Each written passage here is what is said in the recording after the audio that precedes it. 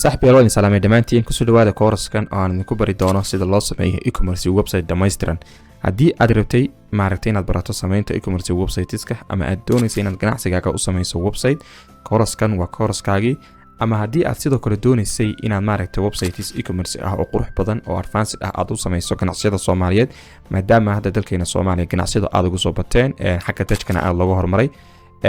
aad rabtay markaa inaad ganacsiyada u sameyso si aad lacag ama dhaqaale fiican uga sameyso bishii. course-kan waa course-kaagii. Kahor inta aynan gelin mawduuca ama mawduucyada aynu ku baran doono course-keenan, waxaan kaa rabaa inaad ila fiiriso ama aad ila aragto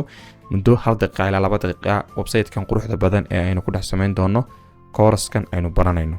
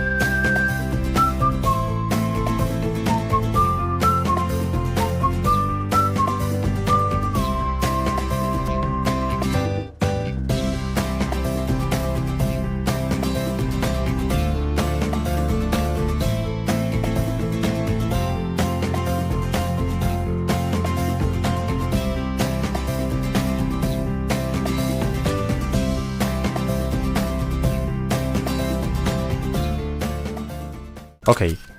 Hadda idin sharaxo chapterada aynu ku baran doono course-kan waa 6 chapter. 6 chapter waxaan rabaa inaan mid kasta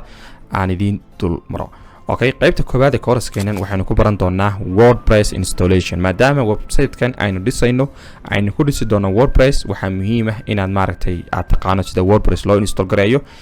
qaybtan koowaad waxaanu ku baran doonaa sida WordPress loo install gareeyo. Sidoo kale waxaanu ku baran doonaa wp-admin habka uu u shaqeeyo maaragtay sharaxaad kooban aan ka sii doono. Sidoo kale isla qaybtan koowaad waxaanu maaragtay baran doonaa plugin-ka caanka ee loo yaqaano Elementor Page Builder. Marka la joogo WordPress waxaa jira page builders badan oo plugins ah kuwaas oo ku sahlaya inaad page samaysato. Marka Elementor waa page builderka ugu caansan marka la joogo WordPress. Okay, wuxuu ku sahlayaa marka inaad page samayso, sidoo kale page-ka aad samaysay aad edit garayso adigoo isticmaalaya drag and drop. Marka qaybtan koowaad waxaan ku baranaynaa maaragtay sida loo sameeyo contact us pages-ka, home pages-ka iyo sidoo kale about us pages-ka inagoo isticmaali doona Elementor Page Builder. haddaba haddaan soo gudbo qaybta labaad ee course-keen waxaanu ku baran doonaa plugin-ka caanka ee loo yaqaano WooCommerce. WooCommerce wuxuu inoo sahlayaa ama inoo fududeynayaa inaynu dhisano dukaankeena online-ka. Okay, WooCommerce macnaha waa plugin-ka ugu wacaansan. Plugin-ka weyn ma jiro maaragtay marka WordPress la joogo oo dukaan dhammaystiran ku dhisaya marka laga reebo WooCommerce. Marka qaybtan labaad waxaanu ku baran doonaa sida maaragtay waa maxay WooCommerce, sida dukaankaaga ama maaragtay website-kaaga looga diiwaan geliyo ama loo set up gareeyo WooCommerce. sidoo kale waxaanu qaybtan ku baran doonaa waxa loo yaqaano products-ka qaabka loo upload gareeyo, qaabka products-ka maaragtay loo sameeyo iyo sidoo kale category-ga products-ka qaabka loo sameysto.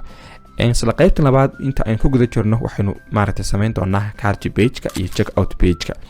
sidoo kale waxaan samayn doonaa check out form bayna edit ku samayn doonaa inaga oo aynu removeyna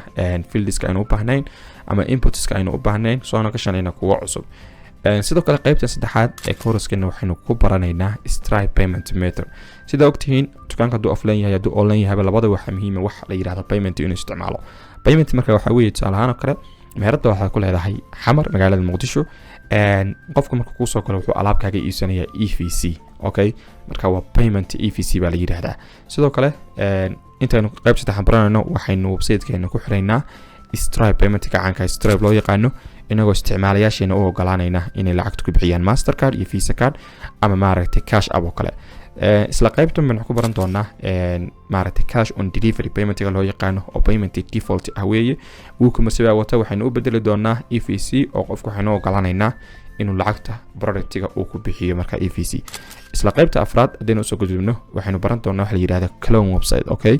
inaga oo website-keeni ay sameeysanay domain kale u wareejinayna xogtii ama data-dii website-keena oo aysan waxba iska bedelin ama aan lumin sidoo kale qaybtan waxaan ku baran doonaa sida loo sameeyo privacy policy iyo terms and conditions page labada page waa muhiim website kasta inuu lahaado waynu baran doonaa marka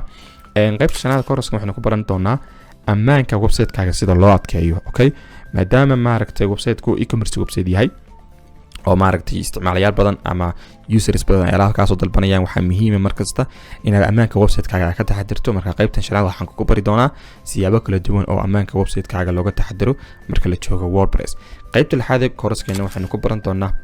SEO okay SEO macnaheedu waxa weeye website-keena waxaanu ka dhigi doonaa xagga Google-ka marka la search gareeyo website-ka koobaad ee ugu soo horbaxa ama rank waa number 1 baynu ka dhigi doonaa marka Google joogo oo haddii website-keena la search gareeyo inuu isagu linkiga ugu horeeyo soo baxo baynu ka dhigi doonaa sidoo kale don't worry SEO min bilow ilaa dhamaad waxaan kugu bari doonaa course-kan haddii aadan horey u arag course-kan maad ku bari doontaa min bilow ilaa dhamaad oo hadda kadib maaragtay kuma wareeri doontid qaabka website-kaaga lagu xiro SEO